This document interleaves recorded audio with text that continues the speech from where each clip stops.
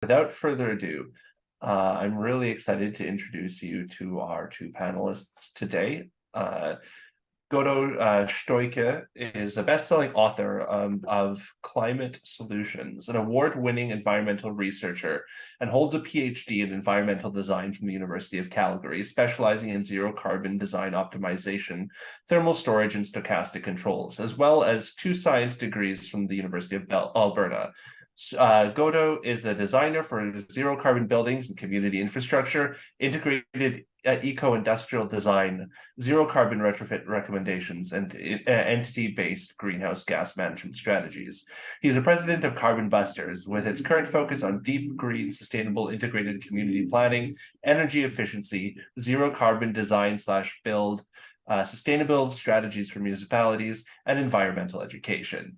Godo is one of the leads of the Edmonton Climate Hub. And Curt Hull, our other panelist, is a professional engineer who has been with the project director of Climate Change Connections since 2007. Prior to that, he worked for 25 years managing quality in a global electronics design and manufacturing enterprise. He's a consultant with Engineers Geoscientists Manitoba and also works on sustainability projects with Northern Manitoba First Nations communities. He is on the board of directors of Sustainable Buildings Manitoba and Climate Reality Project Canada. He's lead author of Manitoba's Road to Resilience, a community climate action pathway to a fossil-free future. I don't know if either of you have a strong preference of who to begin. I know Curt has his slides queued up, so maybe we'll start with Curt. How does that sound, Godo? All right. Curt, do you want to take it away?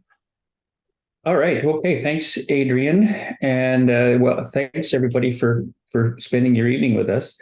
So what I'm going to do is very quickly, I've got about 10 minutes, I think, to go through the high points of Road to Resilience and the work that has been done here in Manitoba to set up a pathway to, as Adrian said, a fossil fuel-free, climate-resilient future. So also, as mentioned in the introductions, I'm an engineer. So a lot of the process and the approach that's taken here is from an engineering perspective, which primarily means putting numbers to the problem and the solution. And so that's what sort of sets this apart, perhaps, from some of the other solution suites that you may have seen.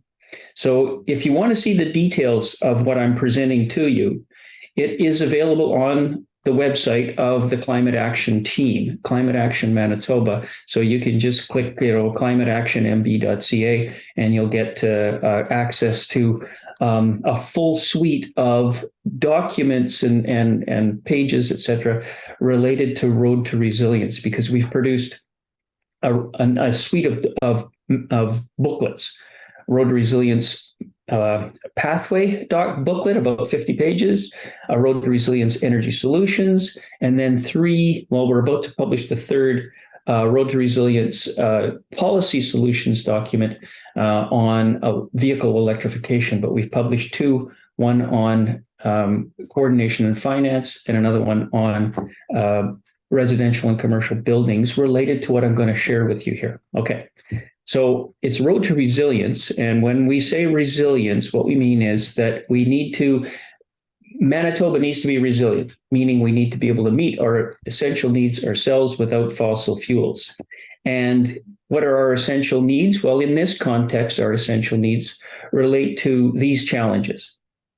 We need to be able to feed ourselves without fossil fuel-based fertilizer and without diesel for the machinery. We need to be able to move all goods and people without gasoline or diesel. And we need to be able to heat all of our buildings, old and new, without fossil gas. And we need to use primarily our electrical and other energy sources effectively and efficiently in order to meet those other challenges. So the Road to Resilience focuses on those last 3 topics. The Road to Resilience energy solutions focuses on those last 3 topics and quantifies the challenge and the solution. So when I say quantifies the challenge, we say, okay, primarily of those, we have to charge it, we have to fuel our vehicles and heat our buildings electrically. Where do we get the numbers? How do we find out how big of a problem that is? In 2018, Manitoba Hydro at the request of the Public Utility Board, published a load forecast report, which included an estimation of that exactly those challenges. If magically all of the sudden the buildings had to be heated electrically and all of the vehicles had to be charged electrically, how much more power and energy would be required? And the difference between power and energy is that power is instantaneous and energy is over the course of time. And in that study, it was an annual energy requirement. And the power, that peak demand requirement in Manitoba, comes in the middle of January when it's cold. And especially when it's about 6 o'clock in the morning, the sun's not up. And so if you can see on the slide here that's in front of you, that in general terms, hydro estimated that they would have to supply 200% more power on that cold January morning. And over the course of the year, they'd have to supply about 100% more energy. So that's what we took as the challenge and tried to quantify a solution suite that met those challenge numbers. Okay, so I'm just going to walk you through the high points of the strategies related to those things. And let's start with, well, we're just going to focus on buildings and energy. We're not going to talk about transportation in this presentation. I'm just going to talk about the buildings solution. So in buildings, there's really two strategies that are necessary. We have to make the buildings as energy efficient as possible, and then we need to use the electricity as efficiently as possible.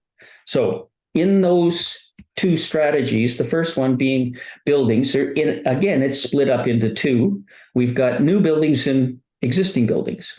When it comes to new buildings, there are processes and design and building techniques that will achieve tremendous energy efficiency if done correctly. What you see here is a photograph of Manitoba's first passive house. And this building requires very little energy compared to a code build house, but we want all new buildings to be more efficient. And that's where the 2020 Energy Code comes in. It's just recently been introduced to Manitoba. It's actually not in force yet. I think January 2024 is when it's supposed to come into force. And they've selected the lowest tier here in Manitoba. So but the federal government has signaled that we want to move towards a net zero energy code by 2030. So hopefully that's the pathway we will be on for new buildings. For existing buildings, that's a much more challenging proposition. And what you see in front of you here is a photograph of a builders in Manitoba, Sun Certified Builders Co-op, and they use a technique called Larson Truss. The gussets and 2x2s that you see there enable the addition of about 18 inches of blown cellulose on the outside of a building.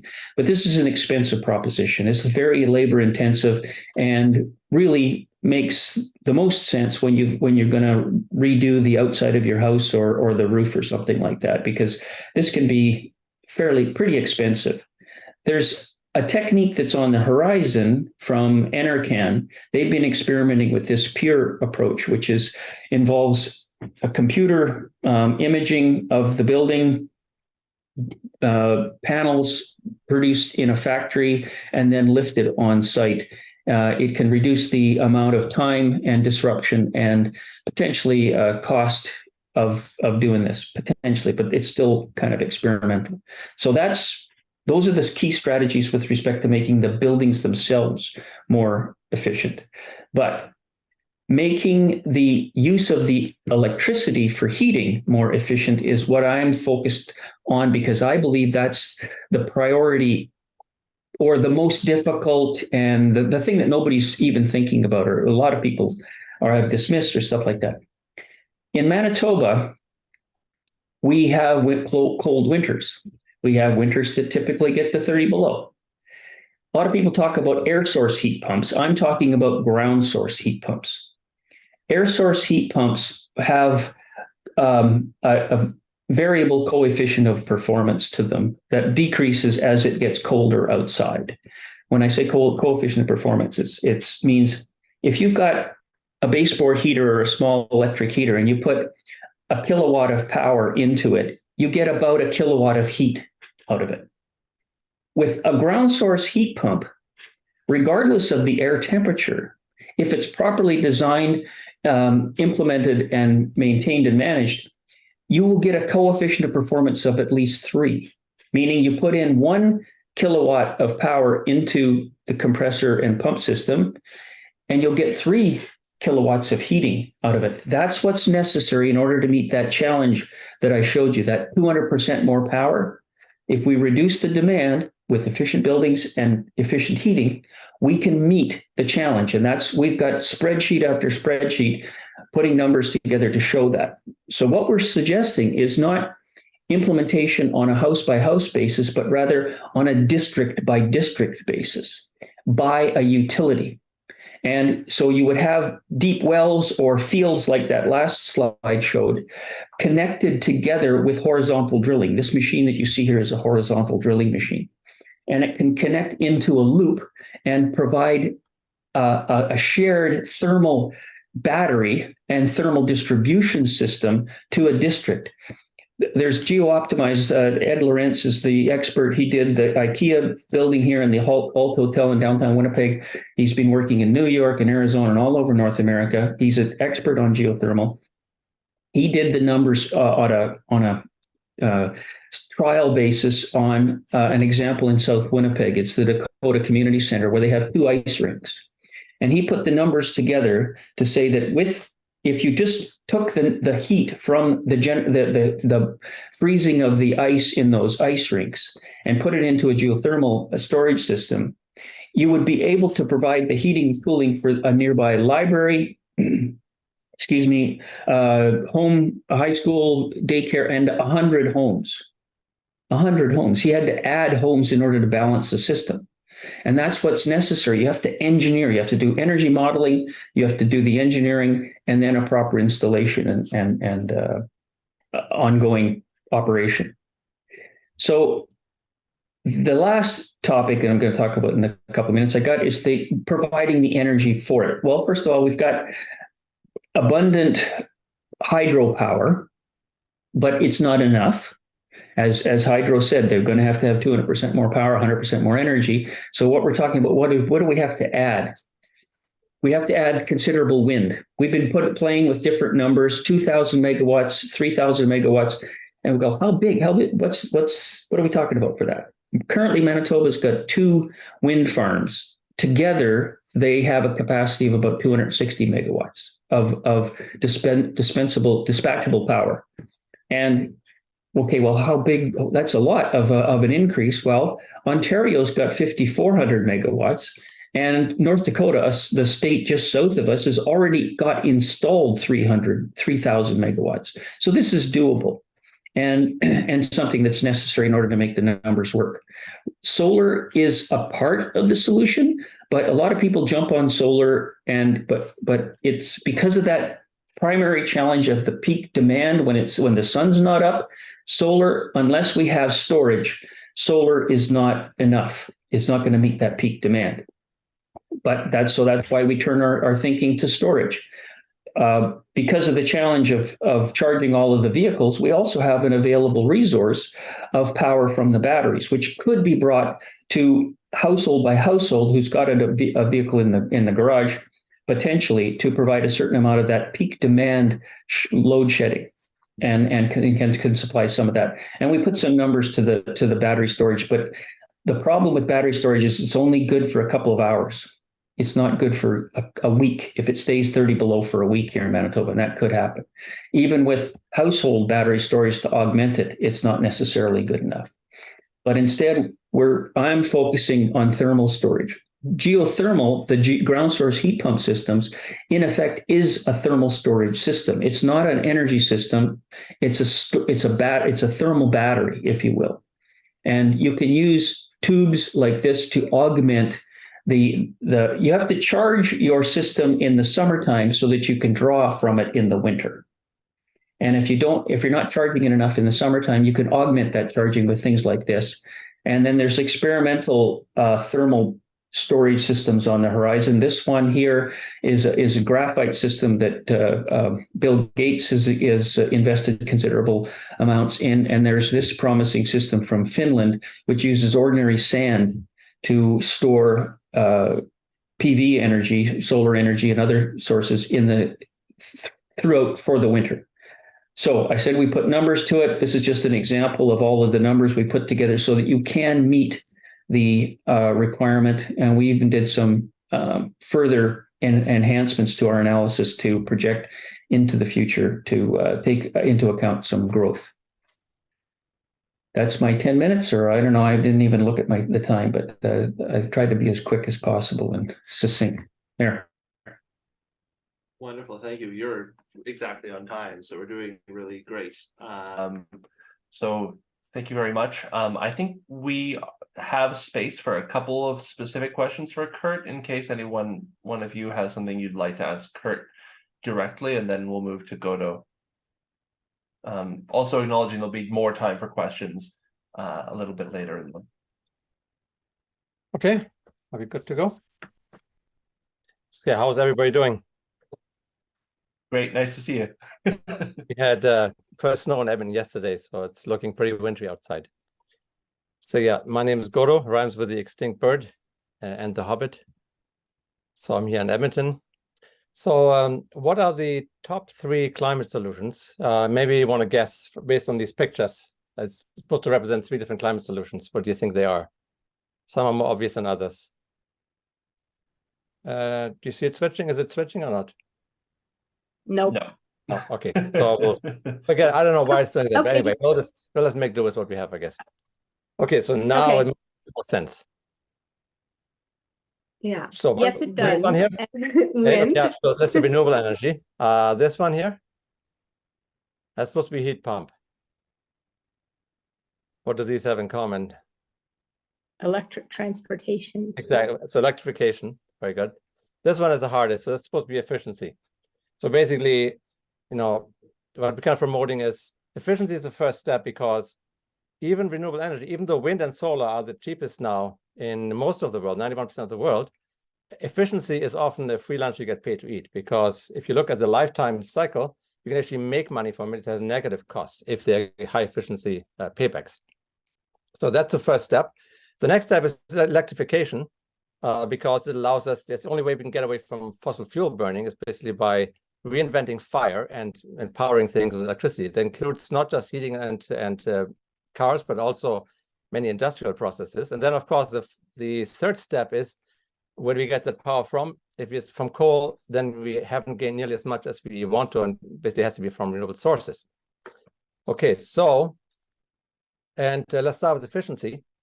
One example is kind of similar to Curt. This is an example of a Passivhaus in Germany. The city of Frankfurt has made all new city buildings mandatory to be Passivhaus. And in this case, you see a thermal image down here. And you can see basically the white is the highest heat loss and blue is where it's more the environmental temperature. And the next picture is after the retrofit. And you can see the tremendous difference. Almost no heat loss, even the windows are almost as good as the walls were before. So, and I just, we're doing a net zero retrofit right now. And I'm giving you just some examples what the savings were from this retrofit.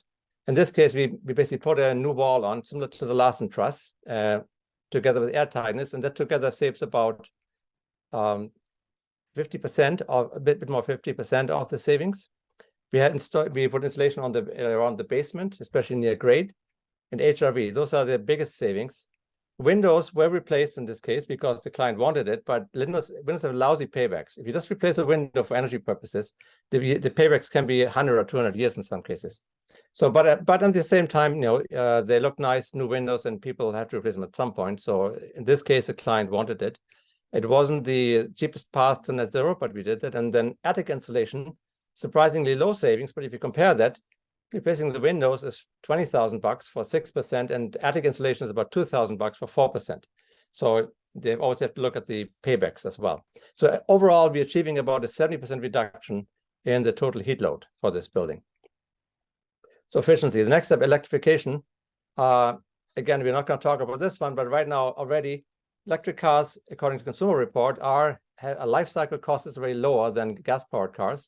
And right now, the Tesla 3, for example, is about $6,000 cheaper than the average American car sold. So they're already less than that, and of course, the capital costs are still mostly dropping. This is an image of global investment in energy transition. So it's not the actual the purchasing, but the investment. You can see renewable energy is very big. Electrified transport is about the same or slightly higher. And this small blue area up here is a bit hard to see. That's electrified heat, so that would be heat pumps. Now, for example, Denmark already outlawed natural gas heating in new buildings in 2013, 10 years ago. And Germany will be doing the same next year. So then we come to the main topic. So how do we heat green in the prairies? So basically, our philosophy is that the first step for green heating is negawatts. Negawatts is basically the watt that you don't use, the negative watt, which is basically efficiency. And Curt, of course, has already talked about that. Retrofitting the building makes a lot of sense because the colder it gets, the more you save, essentially. Oh, by the way, electrification, one important point to note is just by making the Canadian energy supply electrical, we can already save 57% of current consumption. So that makes up for a lot of the extra consumption we'll need for the heat pumps and the electric cars. So in this case, we have on the left-hand side an air source heat pump, and on the right-hand side, a ground source heat pump. And now in this case, this was a heat pump installed in 2016 in Edmonton's first zero-carbon laneway house or garden suite. And in this case, we actually put the outdoor unit in our attic, and that's because we have a solar thermal system that kind of preheats the air and also a storage system. It's kind of a specialized case.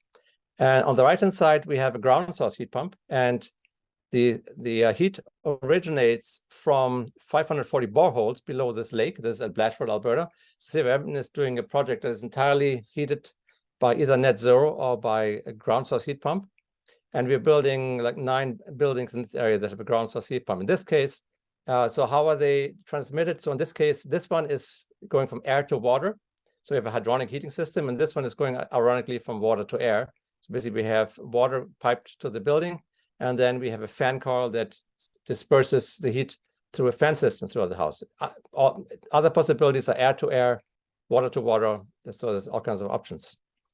What about the efficiency? So in Alberta, we figure that the annual efficiency of a air source heat pump on the left is about 220% right now. So that means figuring summer, winter, all the total consumption, you can save about you can save more than 50% of the energy that you would need to heat the building by going electric. And our ground source heat pumps are between 350 to 500% efficient. In this case, the city actually has just in the corner here, a little energy center where they can lift the temperature from the ground even further. So they guarantee 10 to 20 degrees Celsius input temperature.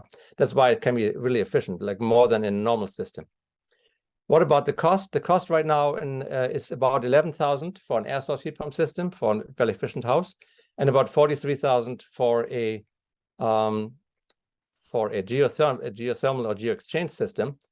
So I mean, right now, if you do new builds that are really efficient, you could really heat that with a toaster or 2 toasters. Because the advantage of a heat pump is you can also provide cooling, which is more and more important in the climate world, and also you still reduce the overall consumption. So, and in this laneway house that we built, we actually had this solar thermal wall, and we used that to collect sunlight in the daytime.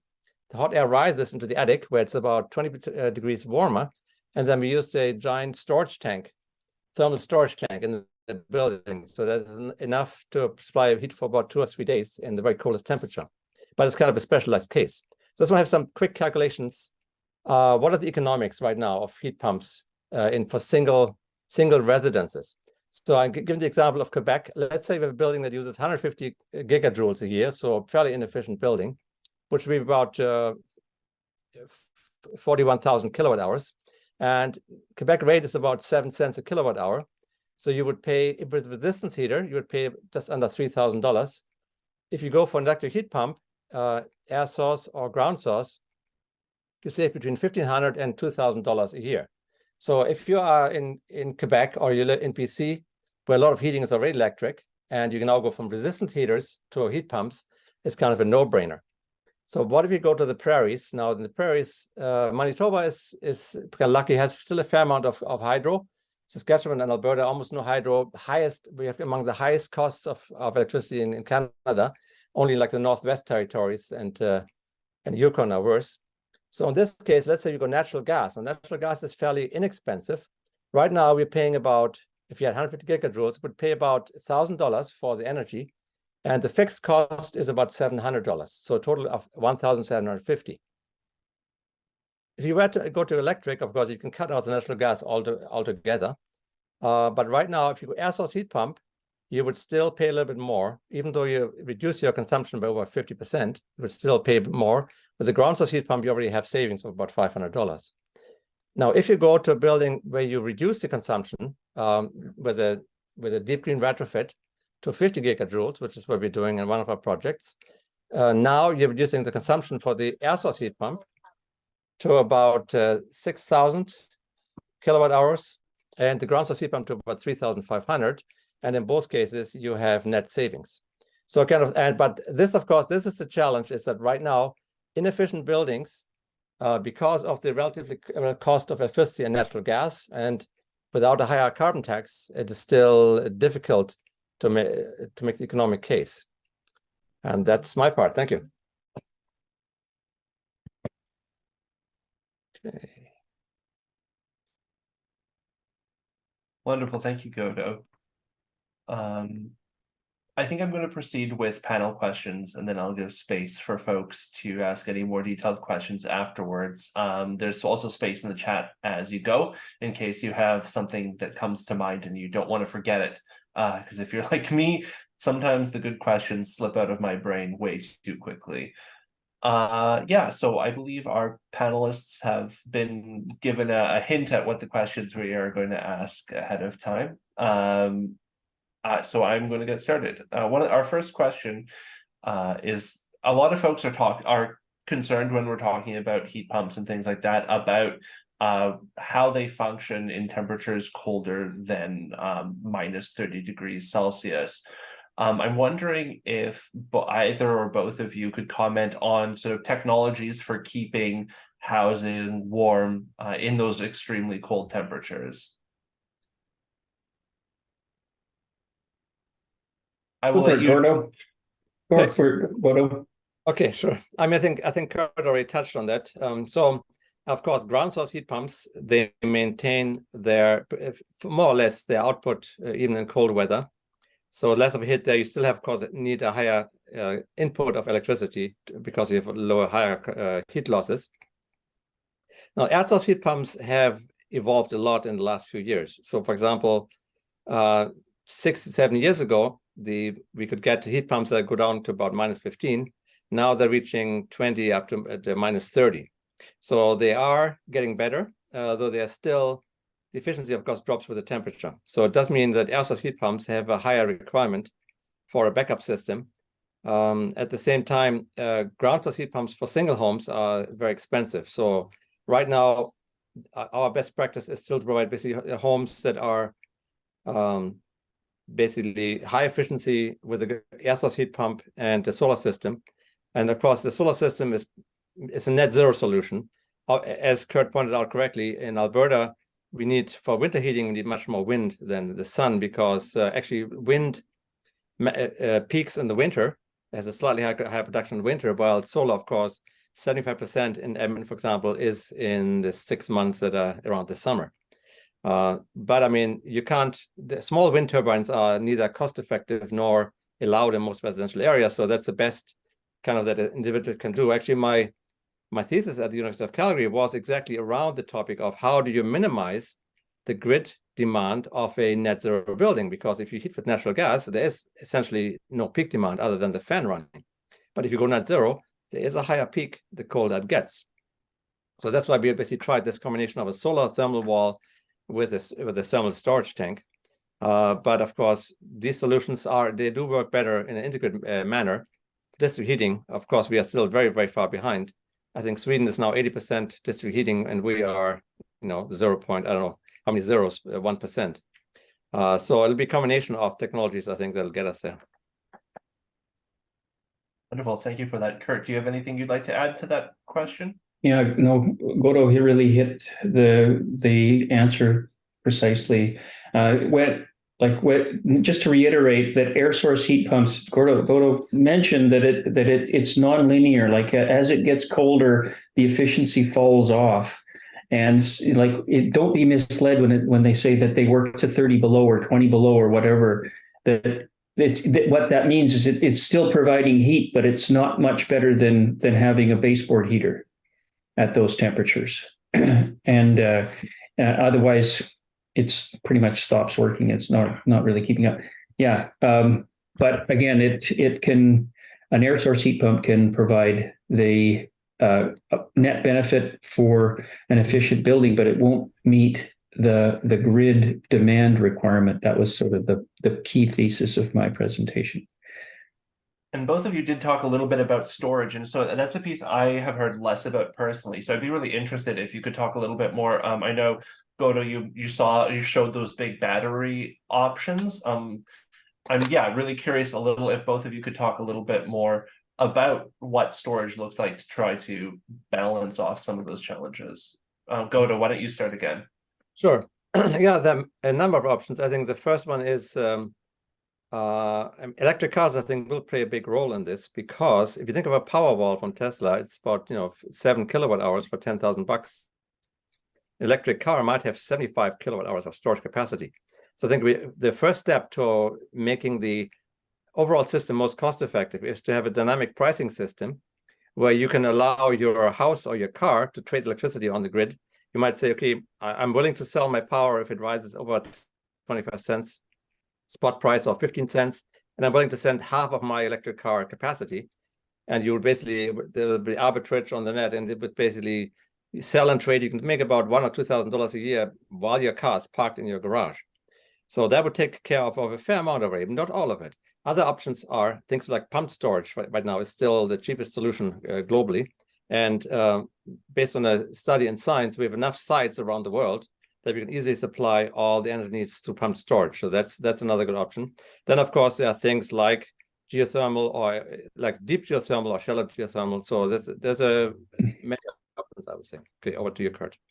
Well, when you say pump storage, what do you mean? So basically, where you have an elevated lake and okay, let the water. I mean, 99% of the global storage right now is pumped storage because it's the cheapest. Right.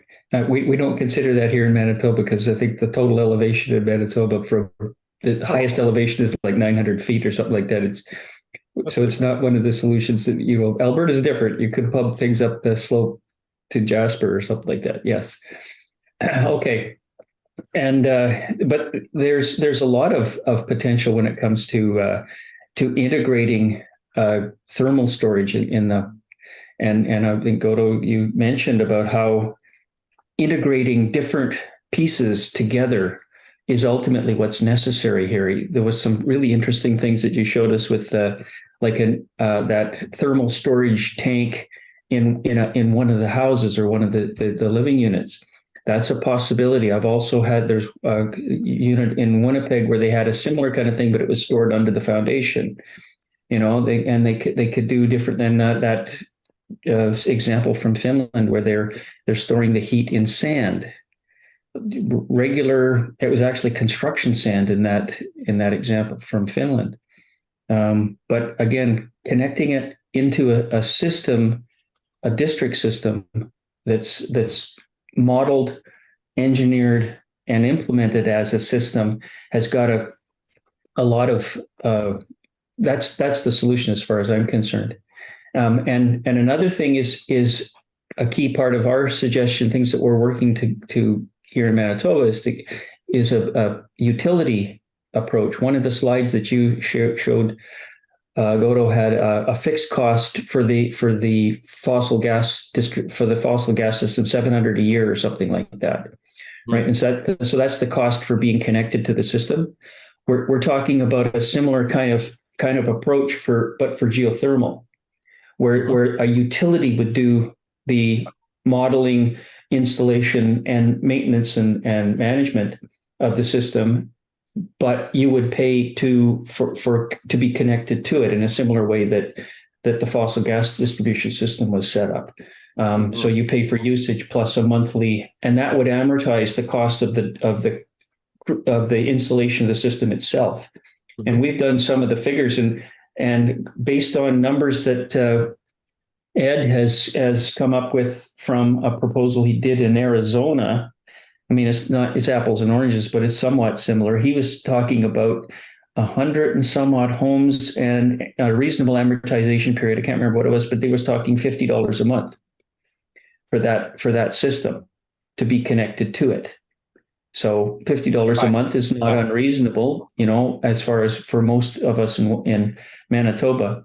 Oh, and here's an interesting figure that we've come up with here, because you had mentioned, you twigged my memory on that, Godo, was that because in Manitoba we've got something like let's say we've got 100,000 homes, but 40% of them are electrically heated. Okay. If we were just to take those electrically heated homes and connect them into a geothermal system, the amount of power and energy that we would save would be enough to supply the remaining 60% if they were also connected to geothermal. And that's without substantial amounts of deep retrofit in those buildings.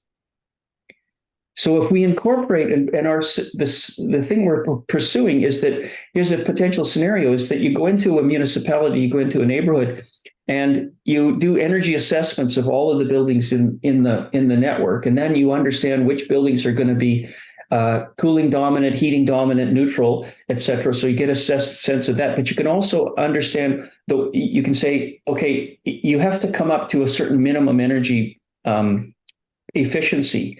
We will give you a zero interest PACE loan to come up to that level.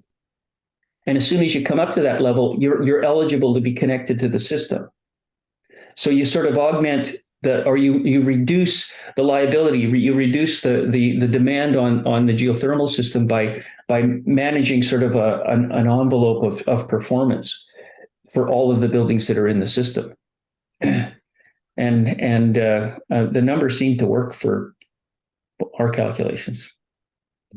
If I can just maybe add to that. So in Blatchford, the slide I showed earlier, where we're putting the geo exchange system in, we're paying $42 a month to be connected to the geo exchange system.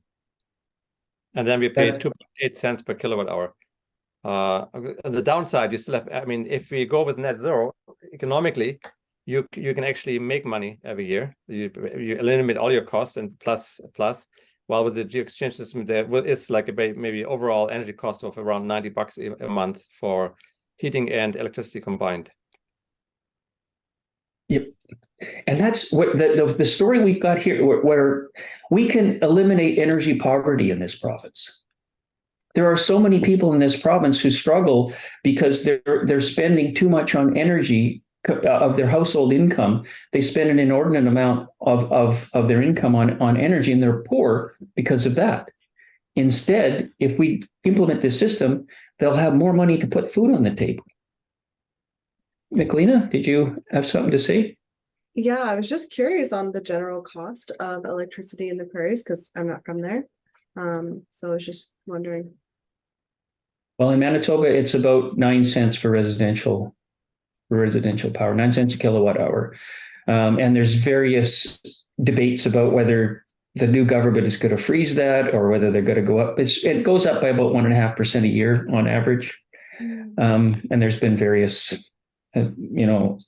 proposals put in front of the Public Utility Board. Hydro would like to ramp it up much more quickly. They've got a massive debt because of other expenditures they've had recently. Actually, sorry, Rocky? Oh, I was just going to say, Alberta's a slightly different story. Where were we in August? Godo, something like 31 cents? Yeah. Yeah. So, I mean, Alberta, it's kind of been a nightmare. Under the previous government, we had a regulated rate at up to 6.8 cents, and they put power purchase agreements where they created both solar and wind, they got an enormously beneficial rates that were like, I think between like 2 and 4 cents a kilowatt hour. So everybody thought it was too expensive, but it beat fossil fuels already 5 or 6 years ago by a wide margin. Of course, now the current government has put a ban on utility scale renewables for the next 7 months. You can get, I think the average in 2021 was 16 cents a kilowatt hour, but you can get it as low as 12 cents. And you have differential time of day pricing, is that right? Not for residences, only for commercial. Commercial, Okay. even commercial doesn't have that. All we have is a peak penalty. We don't have any dynamic pricing. Okay. Yeah, But my go ahead. No. You finish up. Then I want to ask some pointed questions about. Okay, so now what? Okay, it's just differential time of day pricing. It's interesting. My daughter and her family are in Nova Scotia, where they have different time of day differential pricing, and they've got solar panels on the roof and electric vehicle. They don't supply power from their vehicle to the grid, but they do use that time of day pricing to decide when it is they're going to charge their vehicle and when they're going to do their dishes and all of that stuff. They're very conscious of the time of day when they do anything electrically, and they like to have their solar panels, which the solar panels do supply back to the grid, and they do get money back from the panels, paying them back or supplying back to the grid.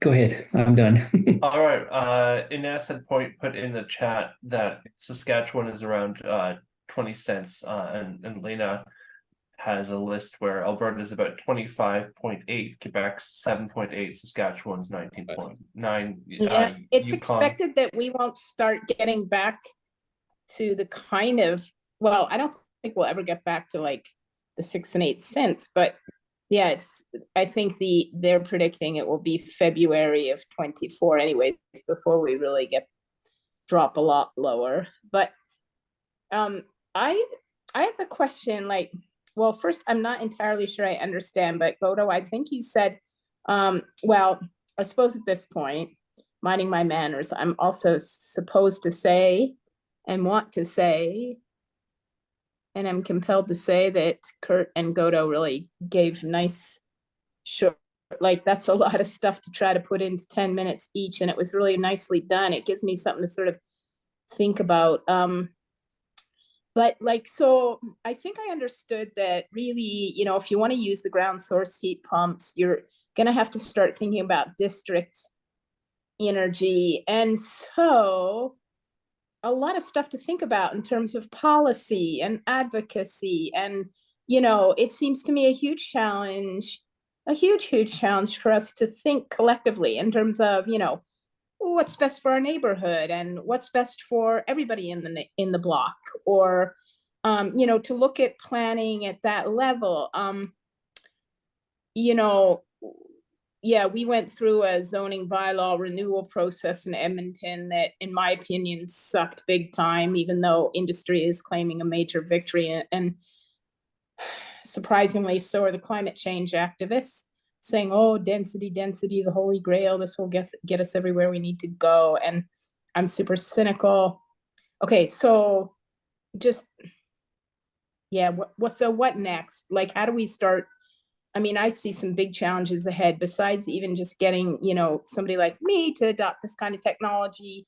Really, I think the bigger challenge is how do we get, like neighbors to take collective action, or to get municipalities to set us up for success. So like, can you give me something?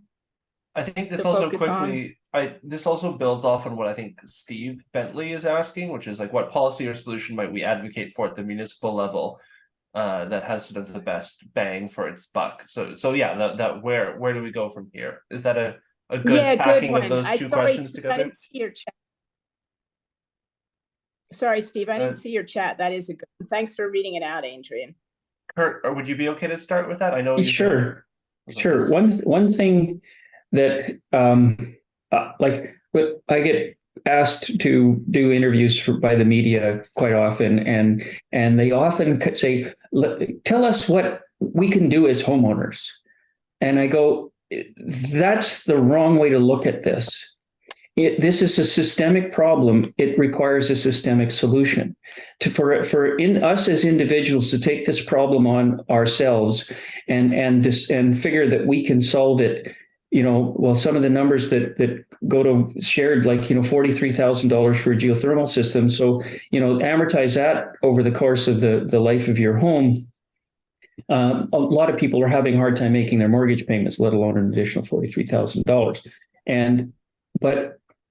So what I suggest is that to work with your municipality to come up with shared solutions. And like geothermal, a district geothermal system can be done at a neighborhood or at a municipal level. Wawaniisa has a district in Manitoba.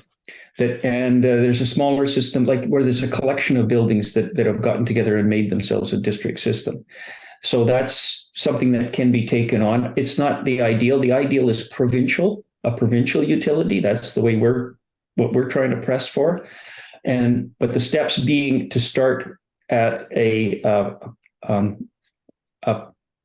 what's the word I'm looking for? It's a show home kind of an example kind of system, so that you can prove the concept and learn from it and then expand on it. Another thing that a municipality can do is invest in a wind turbine that's owned by the municipality. That's done in Europe more so, I believe, where you've got the municipality owns the turbine and sells power to itself or to its own people. I'm missing stuff in the chat probably. I think Godo can comment and then I'll add to it because I think that's an interesting follow-up. Yeah, I think it'll be a combination of measures. I mean, obviously, increasing the efficiency of buildings is a no-brainer. It's it's effective, but it's also costly. So right now in Edmonton, a net zero building retrofit is about 250, and we are doing it right now, starting to do it for about 100,000 in the Netherlands with Energiesprong. For 60 to 80,000 euros, you get a new kitchen and new bath and a net zero retrofit in 10 days using the modular approach. Even that is a lot of money, right? So, but I think it'll be a combination of making buildings more efficient, having net zero homes, and long term, sure, the district energy system makes a lot of sense. It'll be tough because even in Edmonton, like they had talked about a district heating system for years downtown, they might finally get it off the ground. But Bedford is a good example. It'll be housing 30,000 people, and they put it right at the beginning, so they're expanding the geo system there. So I think it'll be. I mean, long term, also the efficiency of heat pumps is increasing, and the costs of renewables are coming down, and storage. So I mean, in the US, there's no question they're mostly doing it. The cheapest solution is simply heat pumps and renewable energy, and a little bit of storage, and that's it, right? It's a little bit tougher in Canada, especially places like Manitoba or Saskatchewan and Alberta. It's a little bit colder, so we will need either district heating systems or backup storage. I mean, storage is also an option. The nice thing about electricity is you can transfer it through the grid. Heat is harder to distribute, so that's kind of a downside. And there's certainly lots of, so how does, with our sprawling areas, it's tough, right? So I think it'll be a combination of. What kind of a scale are we looking at for district heating? Like, I mean, just because I'm going to ask Godo, just because he knows the physicality of the community I live in, like, we have a community league. Like, could the district heating go there and then all the surrounding homes play off of it? Or what could institutions that are in the center of communities, what role could they maybe play? Well, we did do an energy model with some capstone students from NATE, the Northern Alberta Institute of Technology. For Drayton Valley, we kind of laid it out. And basically, you would be replacing the natural gas grid with a geo exchange grid, right? It was a basically water with some antifreeze circulating. So, but you would want to have it as wide as possible in the city. And I think obviously it would start downtowns probably, because there you have the capacity to reach many users at the same time. But of course, also the below grade costs are pretty high. You know, you'll be tearing up the sidewalks and streets, so it's not going to be cheap. Lowest hanging fruit obviously are new communities, and phasing out natural gas will have to also happen at some point. It has already, like I mentioned earlier, Denmark did 2013, and other countries are. California has been doing it in some municipalities as well. It'll be a lot tougher again for Edmonton or Calgary than it is for California. Curt, I believe All that right. you also talked a little bit about had any thoughts on the city of Winnipeg thermal in older neighborhoods. Your mic cut Yeah. out there briefly. if you Yeah, wanna sorry. repeat. Did you catch the question? So I know I've heard you talk a little bit about how older neighborhoods might be able to be hooked into a district geothermal. Yeah. I was just looking for, I've got a schematic of a district in North Winnipeg that we've been working with an architect and a housing co-op and homeowners on basically a city block. So we're talking what, 300 meters by 100 and 200 meters kind of area with deep wells at either end, and then wells on many of the just one well per home, and because that could also, and that was, and then connected together with a district circulation system, and the estimate was that the water could, or the fluid could be pumped with 1 horsepower pump, so it wouldn't require much of on my block you've got a telephone exchange box on the corner. It'd be a similar kind of size thing for the pump, and with telemetry you could manage and monitor the system. The utility could manage and monitor the system. We're proposing to do that as with a housing co-op and with homeowners in the district, in that district, working together as a co-op. And we're sort of looking to that as being a pilot. That was the word I was trying to find. Pilot project, to prove, like, to learn from a bunch of committed homeowners about how to do this, and if there's any lessons to be learned, let's learn it on a relatively small scale before we go for the full province. But ultimately, we want to move it neighborhood by neighborhood. And Steve, you had a mention about cooling. One of the things about geothermal is that it's a thermal storage system, and just like the battery you have on your phone, you've got to, if you're going to draw energy from it, you've got to put energy into it. And the same thing works with the geothermal, that you have to air condition. In other words, because in the summertime, you've got to get energy. You could do it with pipes on a roof, black pipes on a roof, but you can also do it by making sure that you air condition the buildings in the circuit, so that they're putting heat into the system in the summertime when it's available, so that you can draw it back out in the winter. So it's kind of like a no fault air conditioning, right? Like, you don't have to feel like you're doing something wrong by air conditioning. Instead, it's the thing you have to do. You have to keep your house in the summertime at 23 degrees or something reasonable, Ironically, at Blatchford, they charge us both for heating in the winter, and they charge us for cooling, for putting power back into the system in the summer. So they get us both ways.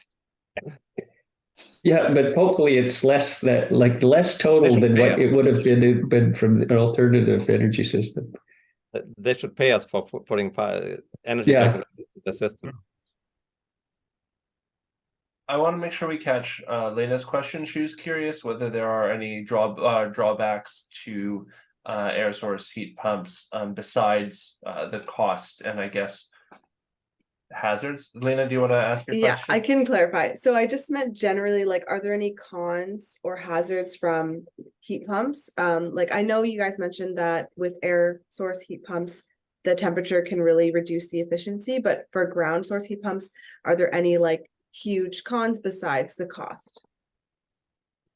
Well, it's disruptive if it depends on how you're implementing it, because you even if it's a deep well, you're gonna like here in Manitoba, you're gonna be pulling up Red River clay, and then it's got to be put someplace, and so it's kind of the installation that is kind of disruptive. Um, if it's being done on somebody's property. We've looked at alternatives to that in public access to, like, you could do the wells under laneways, roadways, or boulevards instead of ripping up people's gardens or that kind of thing. But the installation, I think, is probably the biggest downside is the disruption from that. What do you think, Godo? Well, I would say one thing is definitely that the refrigerants in all heat pumps are not climate friendly at this point. There are some CO2 heat pumps that are air source. Yeah. Well, yeah, right. Do they use the refrigerant on the ground source as well? Do they use like Freon, like those kinds of HFC? Yeah, they have to, because you still have to transfer, right, from the loop to the whatever heating system you use in the house. And then one concern potentially for deep or for shallow geothermal or geoexchange is you could be disrupting kind of the layers of water of the various aquifers, right? Yeah. I know about one indigenous group we were with, they were quite concerned about that. Like they said, nothing, no drilling in Mother Earth. It's something to be considered. It's probably not a huge thing, but it could be, I would say, in some cases. And definitely, if you look at the geothermal power production, they have actually noticed earthquakes and like some cities. One city in former East Germany, the whole city sank by 10 centimeters and the houses were all ruined, right? So it's probably best if they're not, if those systems, which are not quite common, of course, at all, are a bit further from population centers, so you don't have those issues. You're talking about an actual geothermal system, like we're using the term geothermal, but you're talking thermal power. Yeah, thermal power. Yeah, it's a different system. Which there are the geology of Alberta. It's possible to do that. It's Manitoba's. It's not quite as practical. You've got to go about 10 kilometers down to get hot enough. And I think in some fairly large parts of Alberta, I've heard 3 kilometers or less, which is in the neighborhood of where they drill for oil. Miat Hot Springs is right at the surface, or Banff Hot Springs. Exactly, Banff Hot Springs or Yellowstone. It's right at the surface. Yeah.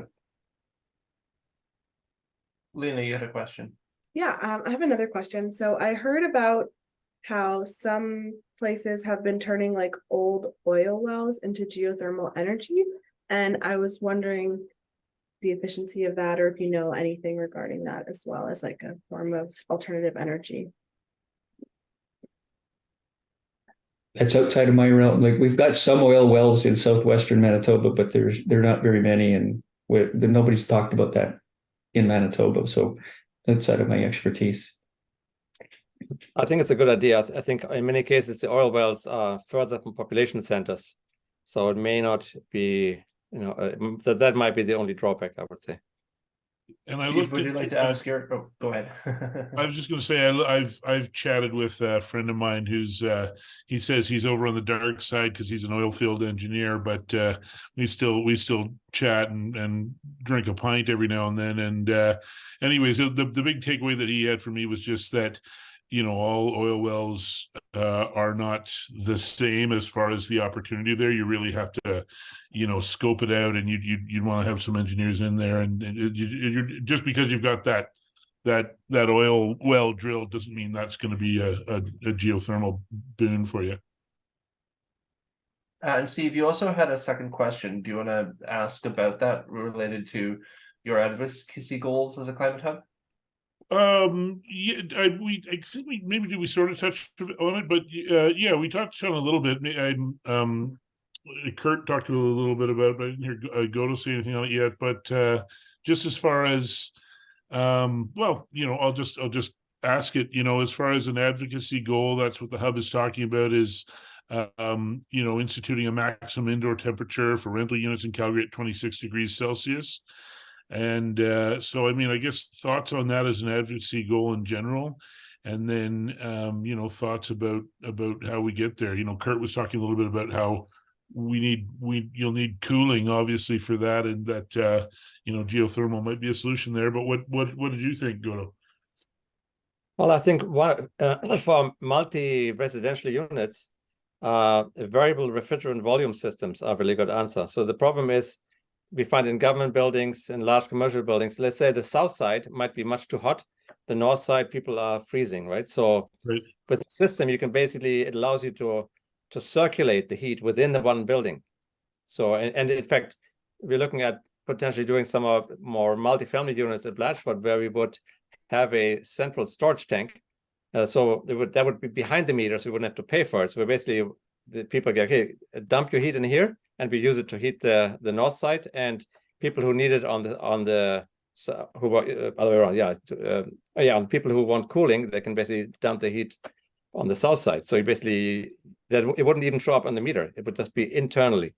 And again, that makes most sense for larger buildings, and especially like you're saying, right? Because these apartment buildings are terrible. Many buildings, it doesn't matter what you set your temperature to; they're too hot, right? Yeah. So it would also be a comfort issue, because many people cannot control the temperature, even if they want to. Yeah, and it's only going to get hotter, and we know that certainly in BC, like when you hear about older people dying during the heat waves, that's likely a direct result from apartments overheating. Mm-hmm. I usually keep away from trying to recommend advocacy positions for anybody other than people in Manitoba. I try to keep close to home, because I understand what the issues are and the opportunities are in Manitoba. And we've done, the analysis, the road resilience analysis was based on Manitoba numbers and Manitoba reality, and et cetera. And I keep away from other jurisdictions, because every jurisdiction's got to do their own analysis, and because they've got opportunities that we don't have. We just talked about, 10 kilometers versus 3 kilometers to get to actual geothermal electrical generation. It's not a solution here, but it might be someplace else. Other places, air source, Vancouver air source can, hardly ever gets to below 15 below in Vancouver. So air source is still going to be able to allow the grid to meet their peak demand. Manitoba, that's not going to be the solution. But there are some things to consider, which are, for example, densification zoning laws in an urban environment, allowing for what we call here R2. So you can have duplexes instead of single family, because that can be really contentious here in Winnipeg. I know I've been through it in my own neighborhood. It was very uncomfortable. When R2 was proposed for my neighborhood. My neighbors just went ballistic. So, they thought they were going to be stealing. Anyway, so there's zoning, allowing densification, encouraging densification. There's also building codes. As I said, Manitoba adopted the lowest they could possibly go, and there's even some people that think we've actually taken a step backwards by allowing Tier 1, and encouraging all new buildings to be LEED Silver, LEED Gold. Public buildings, what I'm saying is, take a look at your own particular jurisdiction and think about things, but don't rely on solutions that are at a personal level, but rather at a system level. Yeah, that makes sense. And then I just want to ask Michelena, you've recorded this. I'd love to share this with my the co-chair of the Calgary Climate Hub. I know he'd be very interested in listening to the full conversation. He's an engineer guy as well, and really smart fella, and he would have loved to have been here. We will be posting it on our YouTube channel, and then we'll be sharing the link with everybody at the call today, as well as on Reality Hub. So cool. I want to ask one more question, which is sort of building off what Rocky had said, because I think it's an interesting challenge. Is that often where people save money, they spend that energy elsewhere, whether that's changing light bulbs means you can turn on more lights or other similar systems. I know this isn't a technical problem, but it's certainly a wicked human problem. So I'm wondering whether either of you or anyone on this call want to reflect on the challenge of using efficiency to become more efficient versus further expanding our energy consumption.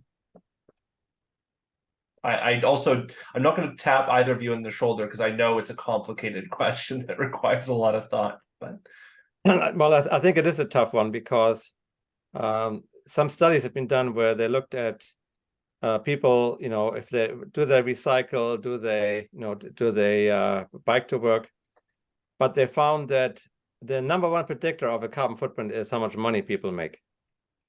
So, and we know that globally, the billionaires they have a huge carbon footprint. It's like 3,000, 5,000 times in some cases as high as the average. So they have that fear that people, if they have the money, they're going to use it, and they will get more and more stuff, right? And to fly more and buy toys. At the same time, in the first step, of course, if we decarbonize our energy supply, ultimately climate change will be licked and will be addressed. I mean, we have the technology right now.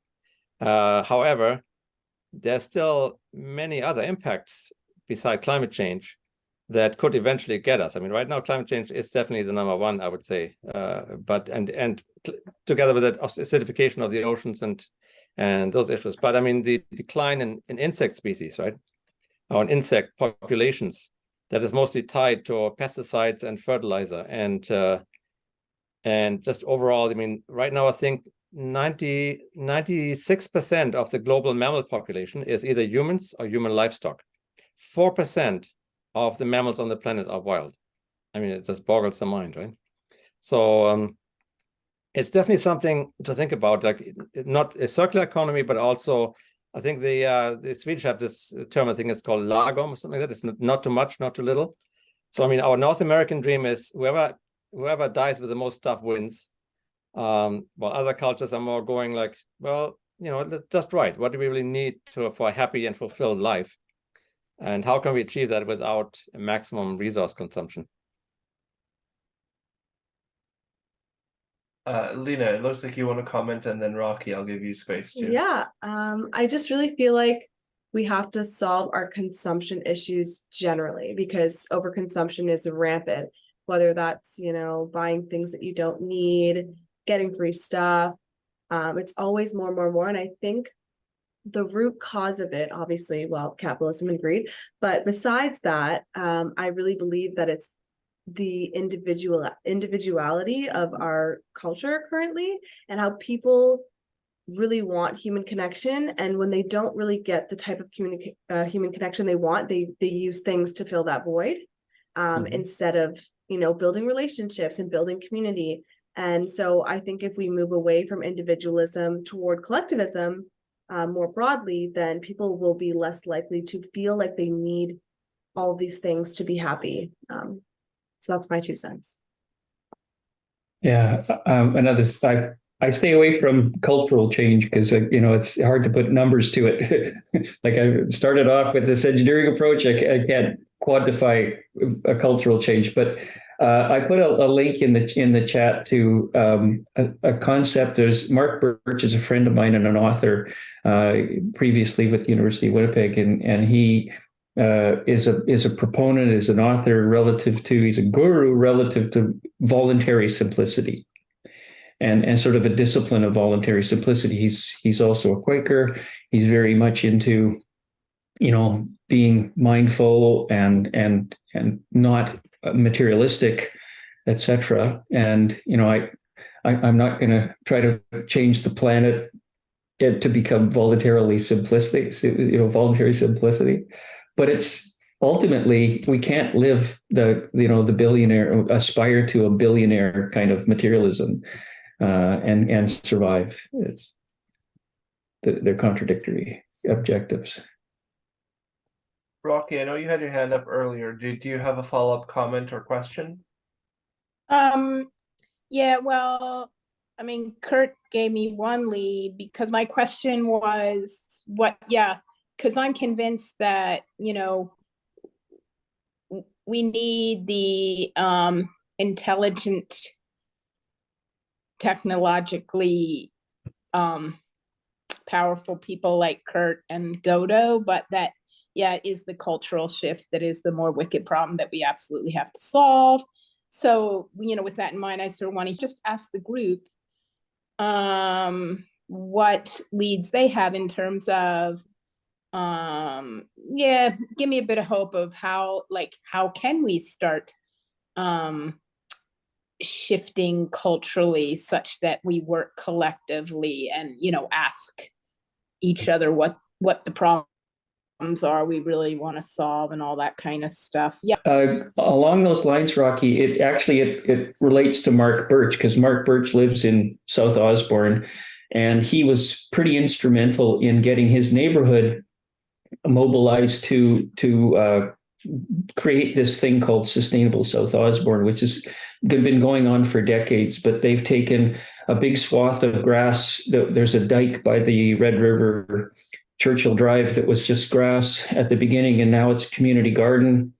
All of the folks from Riverview, South Osborne District contribute to and every spring they get out there and they cultivate that, and they do food share, fruit share, and it's been marvelous for the community in terms of not just providing a supplement to their food income, their food supply, but it's an opportunity for elders and young people, community building. It's tremendous.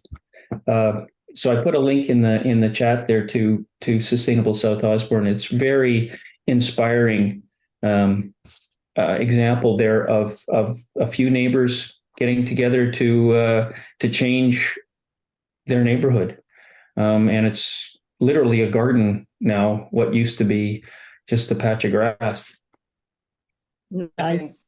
Quickly adding to that, I shared a book that I read recently. Actually, in Saskatchewan, the climate reality leaders read it as part of their book club, called "The Day the World Stopped Shopping," and I thought it was a really interesting look at a sort of nuanced, semi-technical look that's quite readable at different ways that sort of exactly the paradox you were talking about how increased efficiency doesn't necessarily feedback automatically into a greener economy and a greener system. So I found that very interesting and influential, and would definitely recommend Mark Birch. I want to give, I don't know, Godo, did you unmute to add any additional comments? Yeah, well, I'm definitely sorry, Rocky, one of those techno optimists. I think that the advantage of technology is it can happen very rapidly, and I hope that we are going to be able to change the technology fast enough to allow people to change their behavior. Because I think behavior change is probably more in like the 20 to 30 year range, right? I mean, how long does it take people to start using reusable bags? How long does it take for recycling to be? I mean, we're doing recycling, we're not doing it very well yet, but at least for some areas like paper and metal, it's working quite well. Plastic, of course, is a complete disaster still. But I think we will see big changes in plastic, because people will realize that there's so many downsides to throw away plastic stuff that is going to change.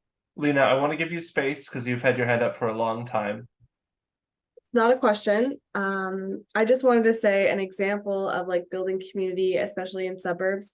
I know someone who's a climate reality leader and lead mentor in Ontario, and they're starting an initiative to with the city, like in partnership with the city, where they pay musicians to play music in public parks in suburbs to try and get the community to come out more and use the park to, increase that sense of community, which I think is really great. And yeah, as Curt was saying, like community gardens are a great way to get to know each other and build that sense of community, which in turn, I think will shift our mindset towards less individualistic and more collective.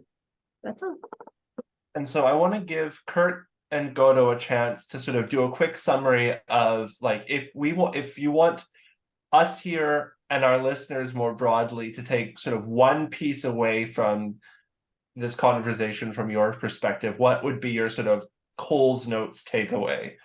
I'll just give you a second to think about that because that's obviously and that can be from your presentation, from our conversation. Godo, are Sure, you volunteering? Yes, very quickly, the trifecta of efficiency, electrification, and renewables, basically. I think that will get us very, very far to the solution. Yeah, that's the focus on, and primarily on buildings as being the biggest challenge for solutions, instead of thinking about electric cars. And like whenever we talk about climate change as solution, people go, oh, I wish I had an electric car, but I can't afford one. Well, actually, getting an electric car isn't the biggest, the most important part of the solution. Instead, it's making our homes more efficient and converting to electric efficient electric heating of them.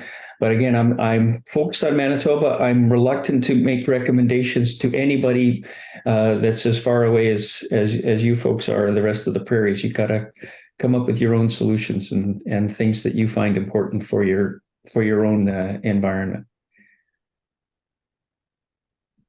Wonderful. Thank you, you two. And thank you so much, everyone, for taking time out of your evening to meet. We've had a really rich conversation. I think we've had some really great ideas, inspirations, questions, and directions to take us to the future. I've already shared the link to Manitoba's Road to Resilience, but it's certainly an absolutely incredible document and well worth checking out again. I'm sure, Godo, if there's anything you would like to plug, if you want, there's space to do that right now. I didn't give but yeah, and then stay tuned to our future workshops. We're doing quarterly conversations in the prairies. Stay tuned for more information about what our prairie training will look like, and I look forward to talking to all of you again very soon. Thank you. This has been really lovely.